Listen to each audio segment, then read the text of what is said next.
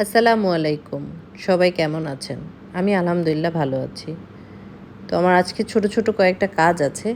তো আমি রেডি হচ্ছিলাম। এর মধ্যে আমার মেয়ে এসে বলে সেও যাবে আমার সাথে। কারণ তার নাকি ভীষণ খিচুড়ি খেতে ইচ্ছে করেছে। তো আমি বললাম, "ওকে চলো রেডি হও।" তো আমি পারফিউম দিচ্ছিলাম। পারফিউম আমার ভীষণ পছন্দ। আমি আসলে এটা বলে বুঝাতে পারবো না। তো আজকে আমি শাড়ি পরেছি। শাড়িটা এই জন্য পরেছি, আকাশটা দেখলাম একটু মেঘলা মেঘলা, হয়তো খুব একটা গরম লাগবে না এই ধারণা থেকেই শাড়ি পরা। একসময় আমি প্রচুর শাড়ি পরতাম যখন স্টুডেন্ট ছিলাম। তো এখন কমই পরা হয় কারণ শাড়ি পরে ক্যারি করাটা কষ্ট। যাই হোক, বের হয়ে গেলাম। আমাদের সাথে আমার মেয়ের বান্ধবী জয়েন করেছে। তো ও আর আমি মিলে একটু মজা করছিলাম, ফান করছিলাম। তো আমি আবার আমার নিজের ভিডিও নিচ্ছিলাম, তখন মামরিন উঠে বলল যে, "খালামণি তোমাকে সুন্দর লাগছে।" এটা শুনে আমি আবার আরেকটু ঢং করলাম, ঢং করেই ভিডিও করলাম। তো যাই হোক, আমি চলে আসছি আমার যে কাজে বের হয়েছি। সবাই কম বেশি জানেন যে আমার অনেকগুলো বিড়াল আছে। তো ওদের খাবার, লিটার এগুলো দরকার। তো আমি অনেক দিন ধরেই এই দোকানটার থেকে নেই। এটা উত্তরা 14 নম্বর সেক্টরে।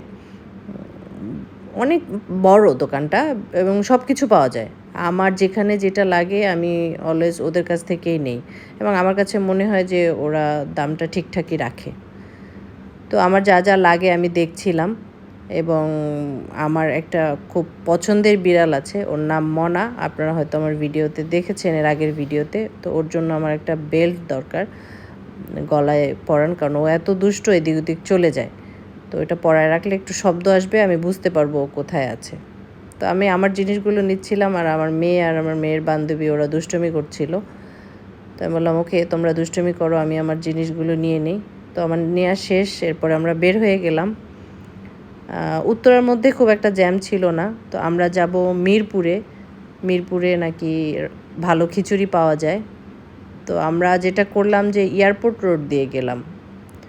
এয়ারপোর্ট রোড দিয়ে যেতে যেতে কিছু সবুজ চোখে পড়ে, যেটা আমার কাছে ভীষণ ভাল লাগে। কারণ সবুজ প্রকৃতি একটা ভালোই লাগে দেখতে আসলে। আর আমাদের এই শহরে তো খুব একটা সবুজ কিছু দেখা যায় না। তো এদিক থেকে চা ভীষণ পছন্দ, তাই আবেশ মিরপুরে একটা রেস্টুরেন্ট আছে, ওখান থেকে আমরা চা নিলাম। চা নিয়ে খেতে খেতে আবারও রওনা দিলাম। আমার মেয়েও চা ভীষণ পছন্দ করে। ও একসময় খেত না, বাট এই আবেশের চাটাও খায়।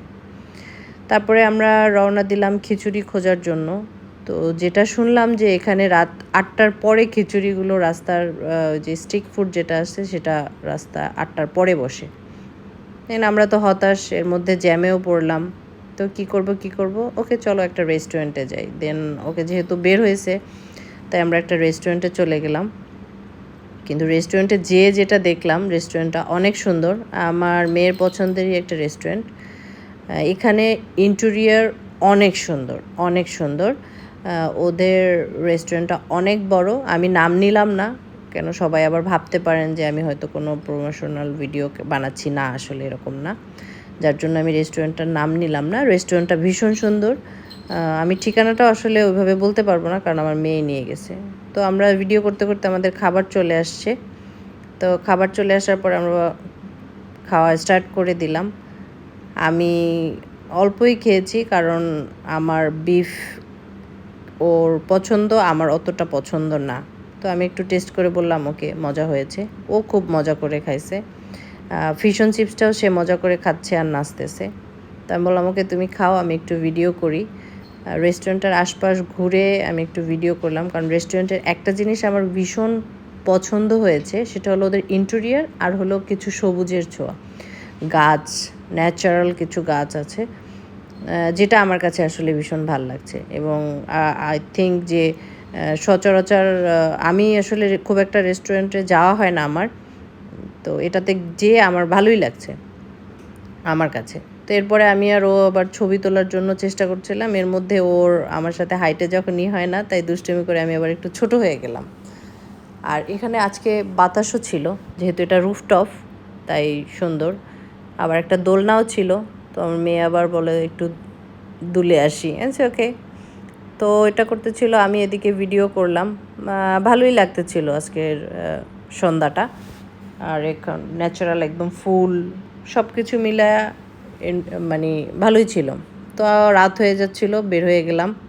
বের হওয়ার পর আমার মেয়ের হঠাৎ করে মনে হলো চা টাইমের একটা জুস খাবে। তো আমি বললাম আমি বের হব না, আমি গাড়িতে বসি, তুমি নিয়ে আসো। ও চা টাইম থেকে একটা জুস নিয়ে আসলো, নিয়ে দেন আমরা বাসার উদ্দেশ্যে রওনা দিলাম। আমরা দিয়াবাড়ি দিয়ে আসতেছিলাম, এর মধ্যে দেখলাম গরুর হাটে লাইটিং করছে। তো যাই হোক, কে কোথা থেকে দেখছেন এবং আমার ব্লগটা কেমন লাগছে সবার কাছে সবাই জানাবেন। আল্লাহ হাফেজ।